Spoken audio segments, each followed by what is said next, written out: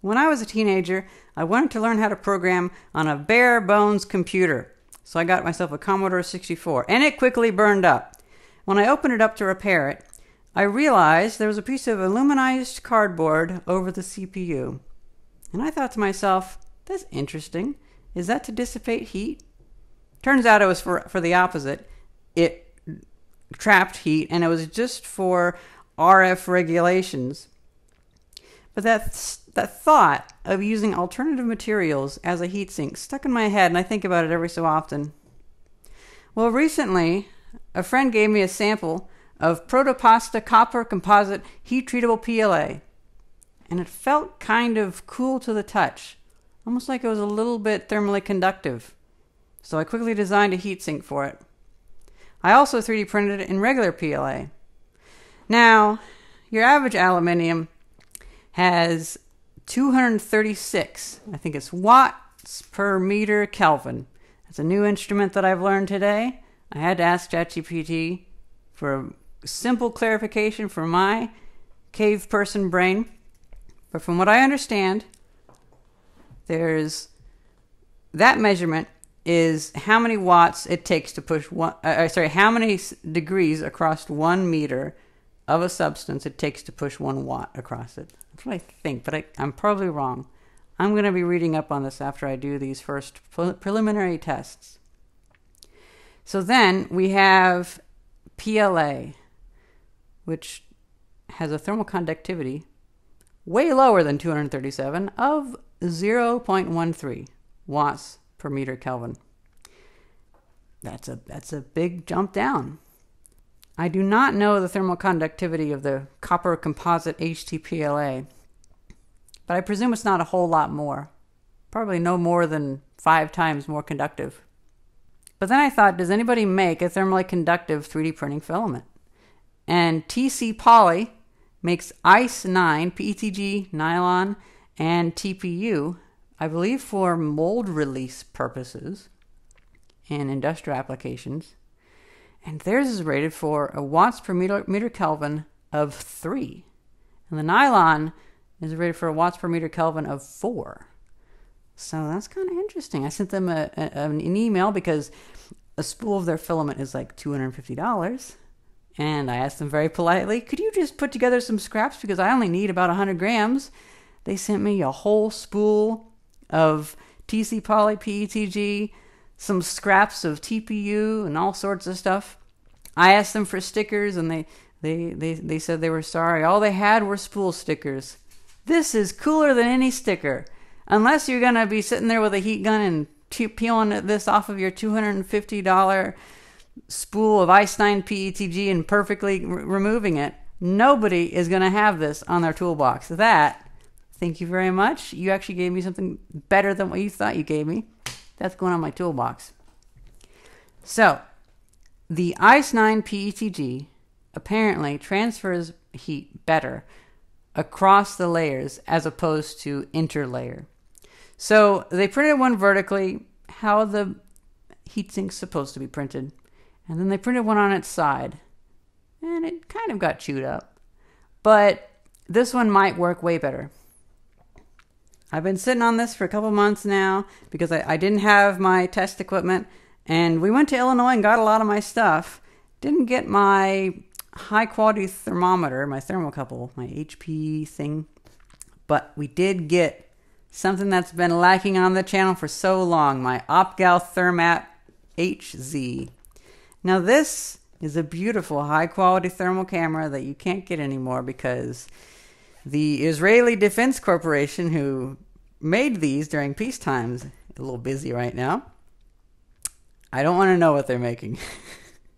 But they used to make high-grade cameras that would require you to sign ITAR agreements to buy them because they were made for missile heads. So let's get this thermal camera out. And I say let's put a 3-watt LED underneath each one of these heat sinks with a dollop of, what was it, Arctic Silver thermal paste? Is that the brand Arctic Silver? Arctic Silver. Yeah, okay. I'll use Arctic Silver thermal paste, and then we'll put a piece of paper around it in the middle of the cross section. So as the hot air circulates, it will selectively heat up different spots of the paper to show the convection currents. And so if there's a good convection current, we should be able to see on the thermal camera almost like a whenever they take a slice through an MRI scan. And that's how I'm going to do it with the stuff on hand. Let's see how well that works.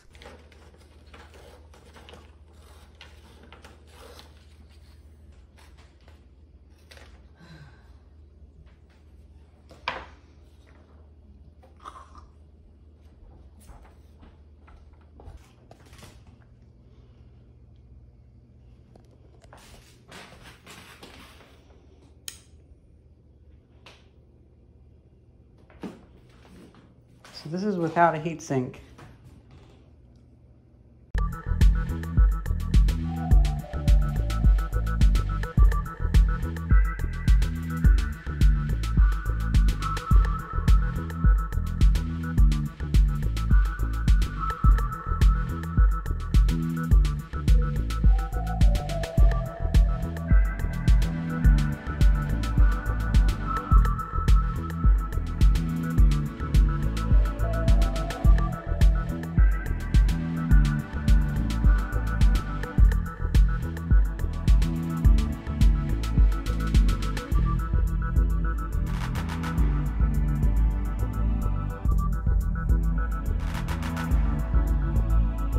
It's changing much after 5 minutes, so that can make for a pretty quick test.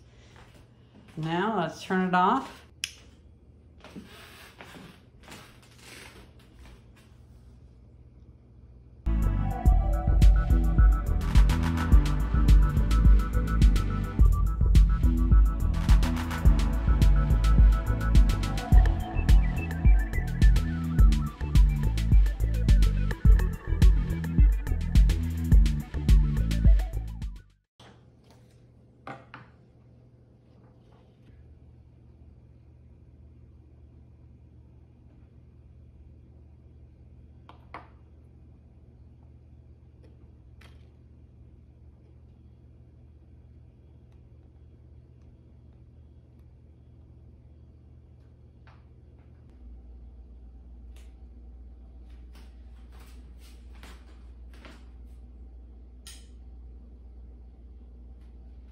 Is PLA test.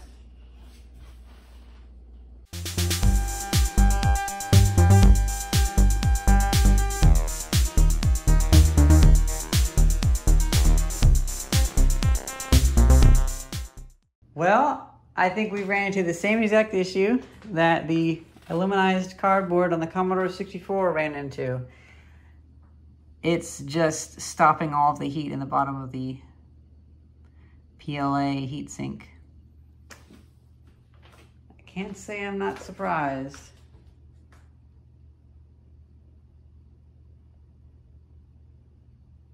Can't say I'm surprised. That's the right way.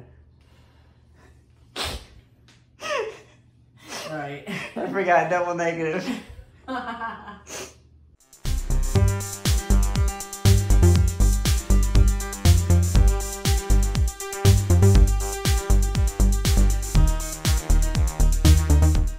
I leaned the camera up to get the auto scaling to change, and there's very clearly a hot draft coming up here. I can almost feel it. The camera's better at sensing it than I am. If we move it up again, I can see something forming. Yeah, it's not even going to the upper fins of the heatsink. So PLA is a no-go.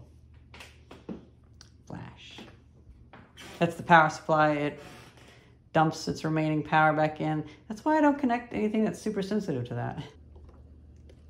Take it off. It's a little bit warm. Thankfully, it doesn't seem like we're getting close to actually damaging it, so that makes me happy. Now we just have the gap. Oh, whoa, look at this. It's actually moving around it. Whoa, the heat convection is amazing right now. That is so fascinating. So you can definitely see how even across the base of it, the heat does not flow from one side to the out, or even from the middle to the extremities of it. But if you wanted to see like a slow motion heat transfer, you could with that.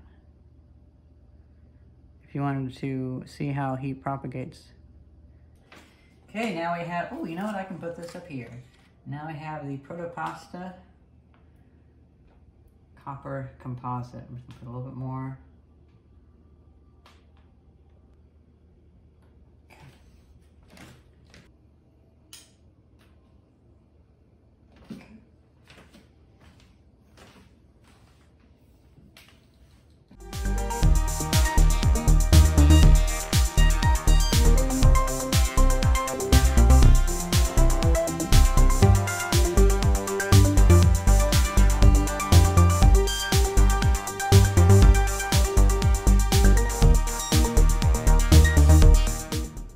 It actually has progressed a lot further than the PLA, and it's successfully spread all throughout the base of the heatsink.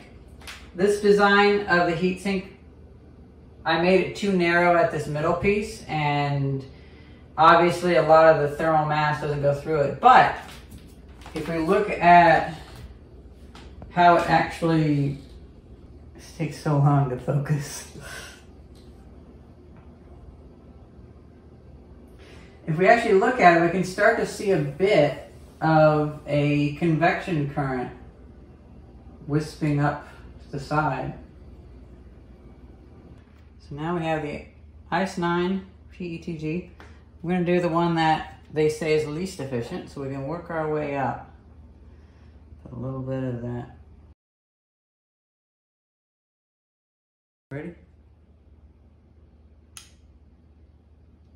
Leave it.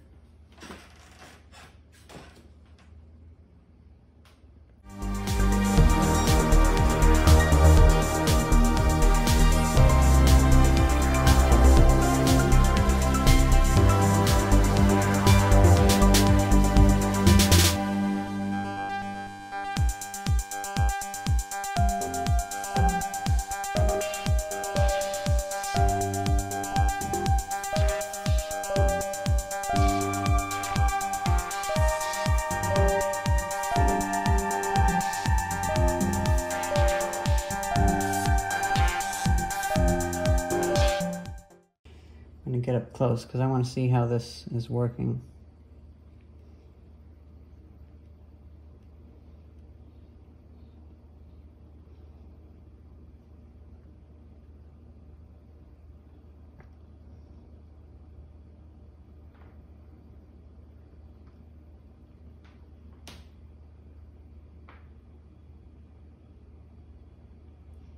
I can definitely see what they mean about it not flowing through layers very easily, or between layers, I mean. So obviously my heatsink is not very well designed for the TCPoly, but the base is conducting heat very well. That middle part of my heatsink is quite the bottleneck.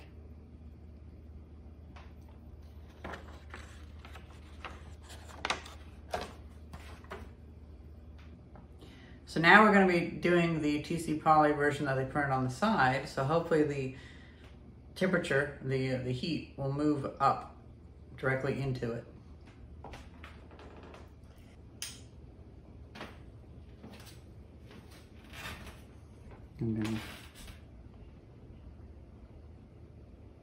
Oh, so I have the focus right. That's good.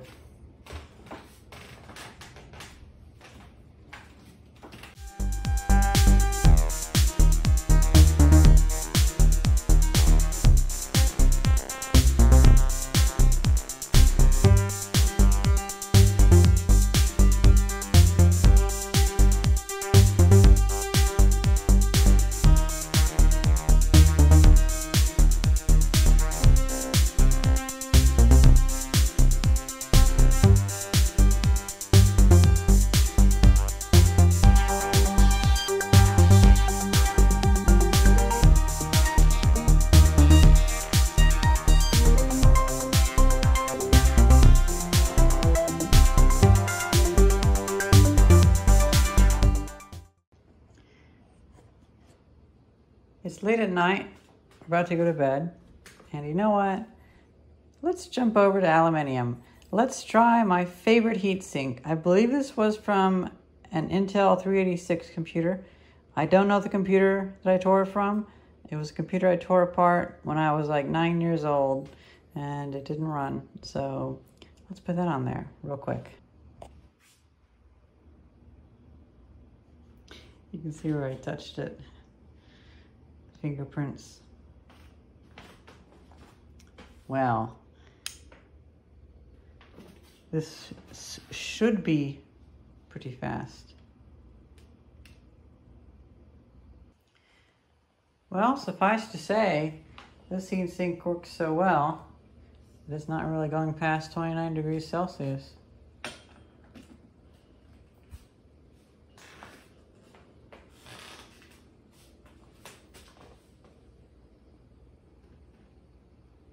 It's definitely meant for much more heat than 2 watts, though.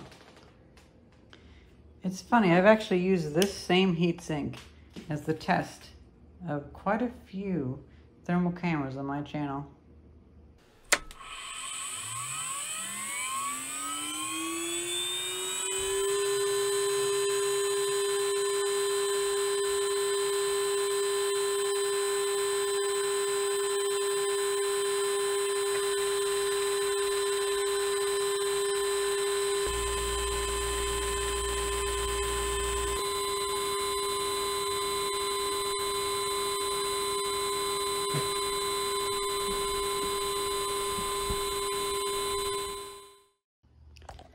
Well guys, it's the next morning, and I've had all this morning and time while waking up at night to think about this, and this was some beautiful results. So, first we have the PLA. That PLA didn't work well at all. I'm not really surprised though. But then, what I was surprised by was the fact that the Protopasta Copper Composite HT-PLA actually worked pretty well. It probably is something like 5 times more thermally conductive, because whereas the PLA didn't even spread the heat past, well honestly, it didn't even spread the heat much past where the thermal paste was, the Composite HT-PLA did fully heat up the base for the most part.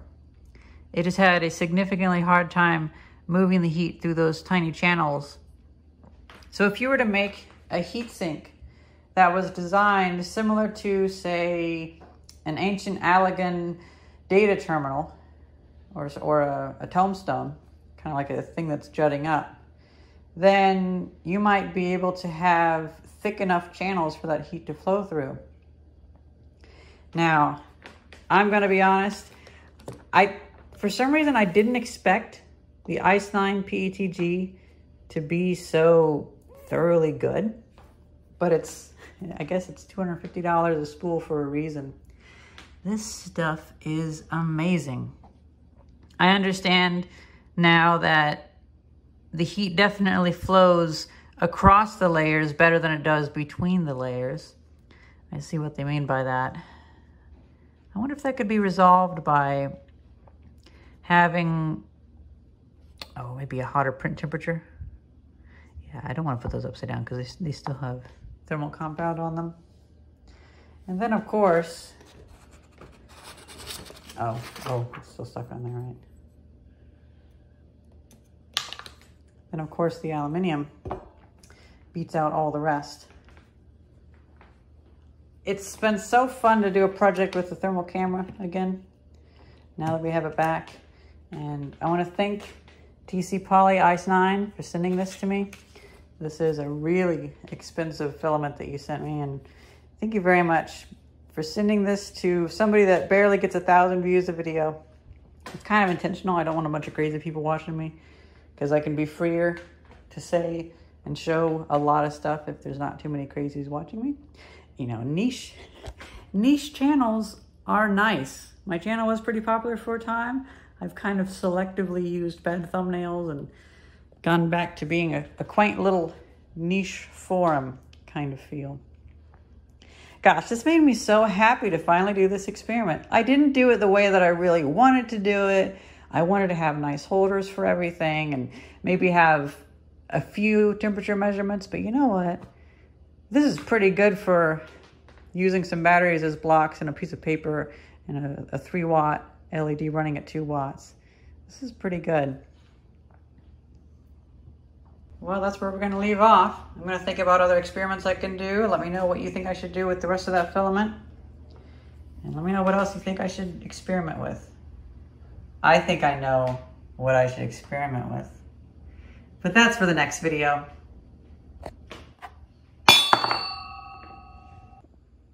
I hope you guys enjoyed this video and thank you very much for watching. See ya.